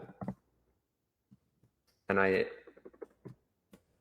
have something epic you may want to check out. Your next production. And then it's signed advertising photographer and director, KevinMichaelSchmitz.com, which is my lifestyle photography, Trader.tv, by TV shows, and boom, I can send that. So just a short, sweet message like that to somebody this valuable is really important. She would be somebody that's a very, very valuable person. And we can also see, okay, she doesn't have her contact email on here. So I'd probably then cross-reference this person on Agency Access, look her up and find her direct contact information. And then that way we can start reaching out to her via email, as well as phone number, as well as a message on LinkedIn, as well as I would try to find her on Instagram, Facebook, make phone calls to her. And I would just, create a whole campaign around getting to know this person. And if you're contacting this person on Instagram, on Facebook, on LinkedIn, you're emailing them, you're calling them, at some point, you're probably going to get their attention. And, and then that helps because they've already seen you on some other platform, and they might then respond. like, oh, okay, So, and it's also kind of hard to find them on, say, Instagram. So we want to look up and see if they have like an Instagram listed on their profile. I'm not sure if he does, or you can look them up. But trying to message them on every different platform, very, very valuable. So, I don't know if that's a client you'd like to shoot for, if any of you guys want to shoot for Apple, but I know I would. I'd love to shoot an Apple campaign, but shooting something for Apple, it'd be awesome, right? So whether you're, whoever you're looking for, even if it's a fashion brand, a lifestyle brand, whatever, these people they're on LinkedIn and they're available to message. And then you can message them directly through LinkedIn, but of course you have limitations. LinkedIn has like only so many messages you can make per day. That's why I do Sales Navigator, because it allows you to message a lot more people and add a lot more leads. So I do recommend that. But I would start off small, and I would start off without the paid service, start building the contacts, relationships, start like doing all of the things I just mentioned to like sync your contacts and to gain a massive list. And then when you start running out of those amount of messages you can make in a day, then I would start to do the Sales Navigator, build up to that so that you can, not overspend, because we also have to make sure like we're using our marketing dollars really carefully. I think that's also very, very valuable. But these are services that you've got to be spending your money on. You've got to be having CRM, whether it's Salesforce, whether it's HubSpot, whether it's Go High Level, any of these services, Infusionsoft, or you've got to have also your email marketing system, whether Constant Contact or MailChimp. You've got to have LinkedIn. I would recommend LinkedIn Sales Navigator. I'd recommend Agency Access. I'd recommend all of these things, but they're just platforms that are going to get you going. You do have to implement a lot of this stuff. And despite what you might hear about AI, because AI, I'm going to show you some secrets towards the end about incorporating AI and how great that is. But generally, AI is not going to do it all for you. You still have to implement it. You still have to use AI to make all the magic happen. There still is a big human component, and I don't think that's going away anytime soon. You still have to know how to manage it, and you need to know how to refine it. You need to know how to make that brand work. You can't just rely on technology. You also have to have a creative sense, because you're creative people. It's a creative brand. So there is a certain level of taste that you need to achieve. And the way you craft messages, the way you speak to people, all of that stuff needs to be refined over time. Now, if you guys have any questions on that, or need to know like what would be a great way to word something, you can always ask me, and I'd love to tell you, because this is something that obviously I've refined over a long time, and I know how people respond. I know kind of the language that they speak, and what type of messages get their attention, but that's one of them. So when we're messaging people in LinkedIn, it's important, because you can start to also create a series of conversations. And this is where, we've got all these amazing conversations going with all these people. And I literally have thousands of conversations going on right now. Like literally right now, I have thousands of conversations in LinkedIn. I would guess that I have at least 8,000, maybe 10,000 conversations right now in LinkedIn. How many do you have? How many conversations do you currently have in LinkedIn? Is it, a handful? Is it 100? Is it 1,000? Well, if it's less than 1,000, then you need to start working. You guys need to start hustling. And this is what it comes down to too. You guys remember that being a photographer, I think a lot of people think that it has something to do with just, hey, I shoot great pictures and everyone should love me for these pictures and they should hire me and pay me lots of money. Well, that doesn't exist. And that's really not a thing. And it doesn't happen. Years ago, there were a handful of photographers at the top that, they made it, and they're shooting big campaigns, and big, famous photographers that were called up to shoot stuff. But even then, they had to still hustle. But in this day and age, especially in the last 20 years, it's not like that at all. You've got to be an absolute shark. You have to be hustling every day. You have to have the tenacity. You need to be going after these clients constantly, and you need to be creating an entire systematic marketing strategy that you also implement. And I've coached so many thousands of photographers personally on developing the strategy, but I would say the vast majority, 80, 90% of them don't follow through. And I don't want that to be you. So let's come up with a strategy together that we're going to follow through with, and that we're going to do the systems in place to make it all work. And most of us don't have the ability to hire a marketing director as somebody to do it all for them. They don't have the budget. I'm fortunate that, I'm in a position where I can. I'm in a position where, the people that I personally pay to do marketing for me, I'm spending about $100,000 a year just to pay the people, plus all the services to do the marketing for me, or to do the systems in place, such as the CRMs, the email systems, the agency access, the lists, and all this stuff. That's probably at least another 20 to 30,000 or so. So, think about that. That's, then you've got your advertising spend. For me personally, because I've got a lot of brands, from the French Dream Castle to Photographers University to Photography Workshop Series to Kevin Schmidt's Photography, which is high fashion photography, to Kevin Michael Schmidt's Photography, which is lifestyle advertising photography, Atreyu Productions, which is my West Coast commercial advertising production company, to my East Coast production company, Indigo Productions, to Atreyu.tv, which is my television show production company, to effectively all the brands that I have. Essentially, I would say with all my spend and costs, it's over 200,000 a year that I'm personally spending. And then on top of that, I'm also constantly growing. I'm developing my body of work, my reels, my photography. It's one of the big reasons I do the Photography Workshop Series, is because I want new, fresh content all the time, world-class, epic level production, so that I can showcase to my clients and get them to book me. That's how I land Burberry. That's how I landed Giorgio Armani. So I'm able to produce world-class level content on a regular basis, and I recommend you do too. And I recommend, obviously, each and every one of you, when you guys come to the in-person 5-day experiences, it's all about developing that content at the highest level so that you can create unbelievable photographic images that are going to wow and dazzle the competition, and have content that you can showcase that is going to be highly marketable, highly sellable, content that is completely iconic, and images and video that are going to just wow and dazzle and make people sing. Make people fall in love and be like, oh my gosh, they sing the praises of your photography because they love what you do. It's very, very important. Okay. So I think that, each and every one of you guys needs to create a brand that is going to be extremely high end, world class, 40 image cohesive body of work. And then we need to market it to the highest standard and then stick by that marketing strategy.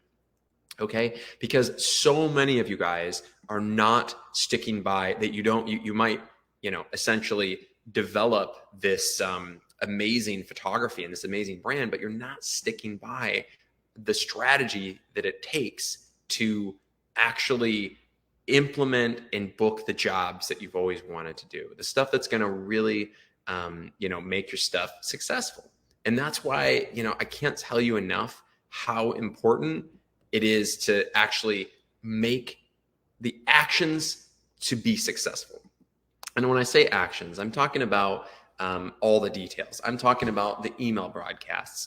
I'm talking about all of the follow-ups. So it's not just about emailing them on an email broadcast.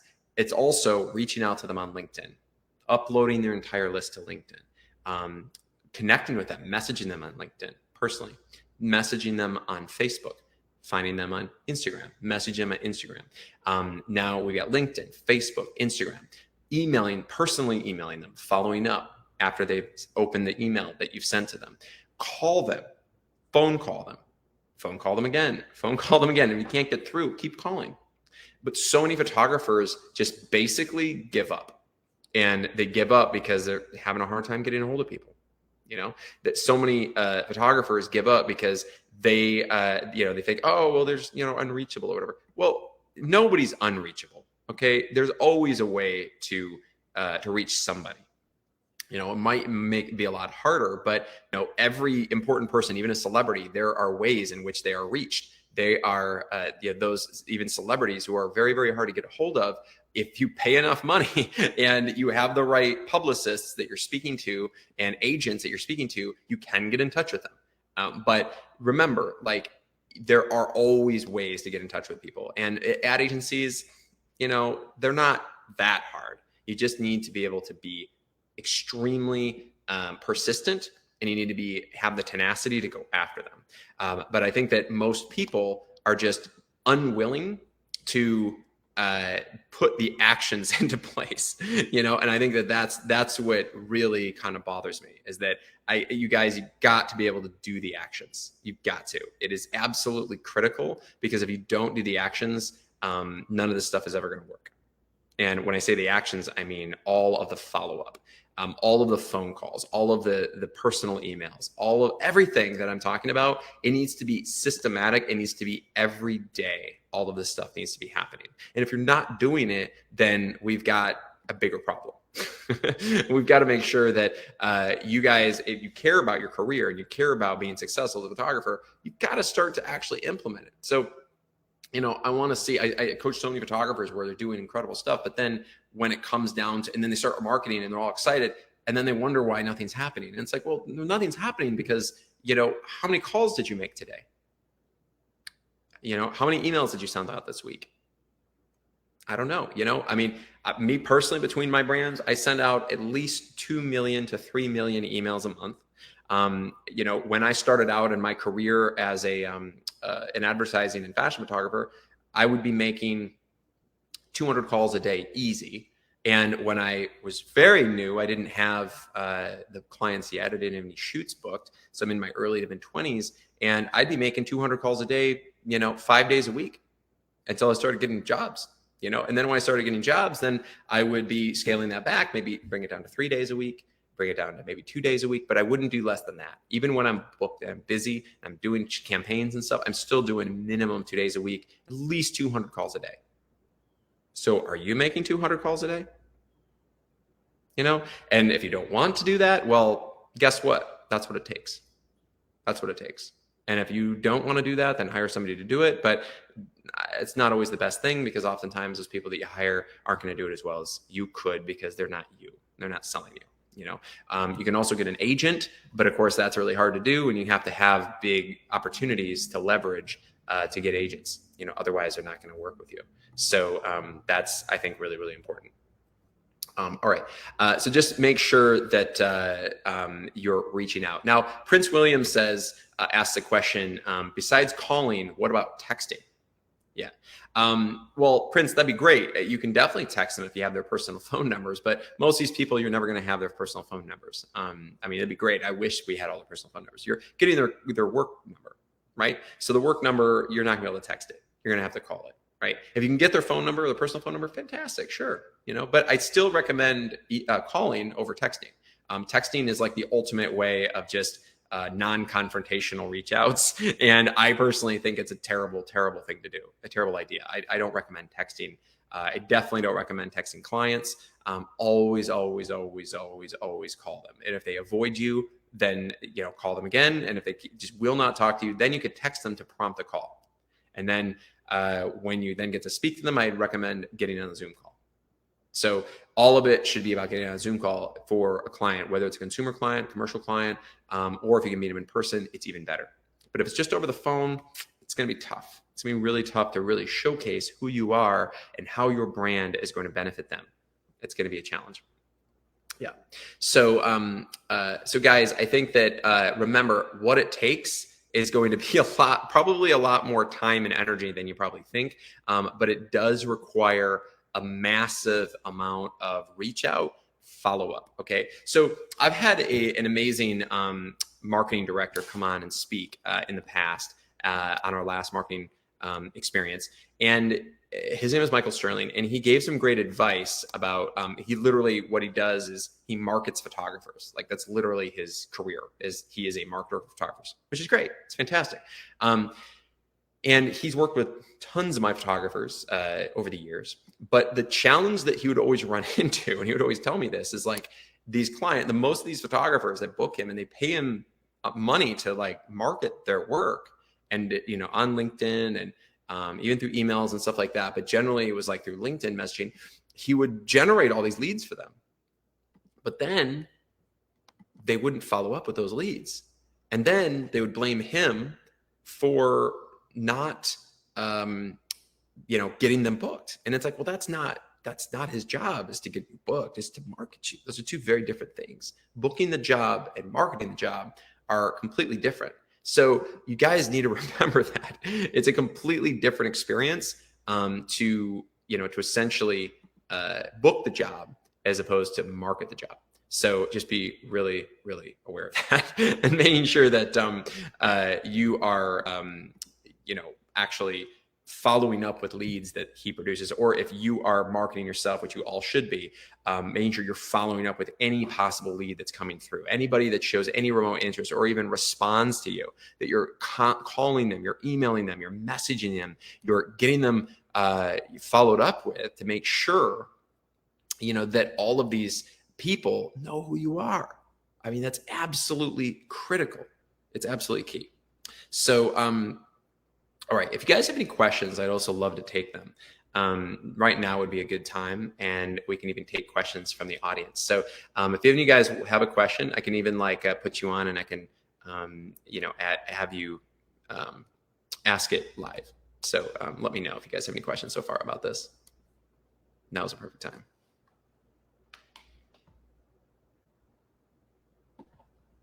No questions, guys? All right. Well, when I'm talking about marketing and reach outs, a lot of times photographers, they get a little scared about this. And you know what?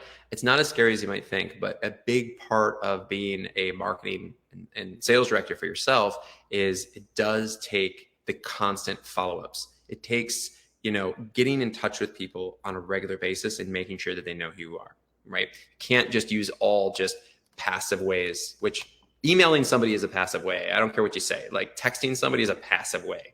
That's passive. Active is going in person. Active is calling them. Active is on Zoom. Those are active ways.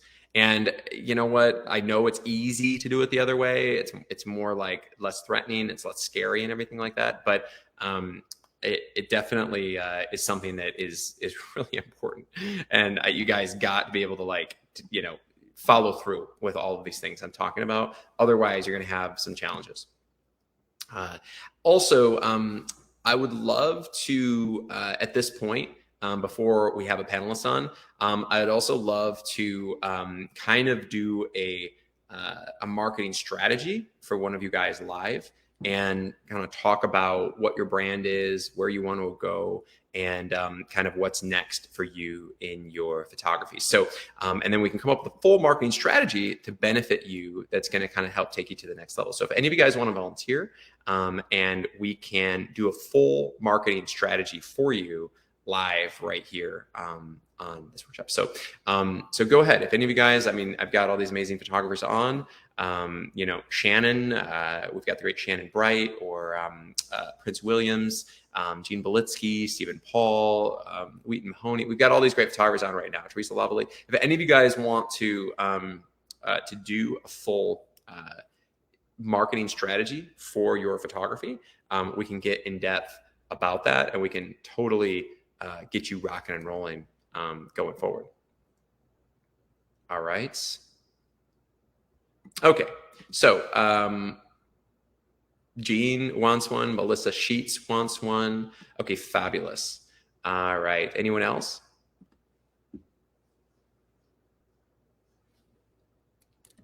All right. And Jean, go ahead and put your website that you want us to review in the chat. And Shannon, I know Shannon, actually, I developed a marketing strategy with her in person during a one-on-one with her. So that was really awesome. I'd love to also follow up with that. And we can kind of, discuss that. So, all right. And then, okay, Stephen Paul, fabulous. Excellent. Anyone else, guys? Now's your time. This is pretty fantastic to have this opportunity. Websites in the, there it is. Okay, excellent. All right. I'm gonna go through and start. Okay, so let's start with, you know what? Let's start with you, Gene. So Gene, you're a photographer, but also a cinematographer. You've got some really beautiful work. So, okay, so this is your your homepage. Okay. Excellent. Love to see it. All right. Fantastic. All right. Also, guys, there are some limitations here on Webinar Jam platform as far as length. So if this ends, it might this 2-hour session ends, then what I'm going to have you do is basically just jump back on the same link, and then we'll have you jump back on if it does end. I'm not 100% sure if that's going to happen, but if it does, it's all good. Just jump back on the same link, and we'll have you back on. Okay, so Gene, why don't you tell me about what your ideal clients are, your target audience, and then I can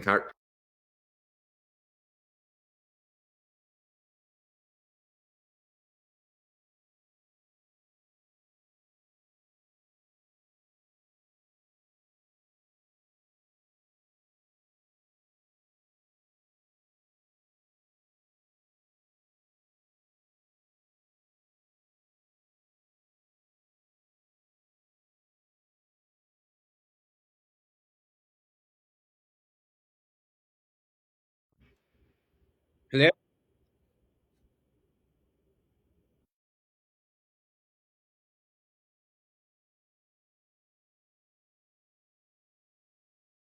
And again, if for some reason this ends, just rejoin on the same link, guys. I can. Good to see you, buddy. I love it. I love it. Okay, so we have the great Gene Belitsky here. I've been able to coach Gene multiple times and coaching him, giving some guidance and stuff like that. And what's interesting, Gene, is that like you've really created some gorgeous content as well, like this one in the desert with Belena and stuff like that, since we started talking. So, Gene, why don't you tell me a little bit about like yourself and what your target audience is?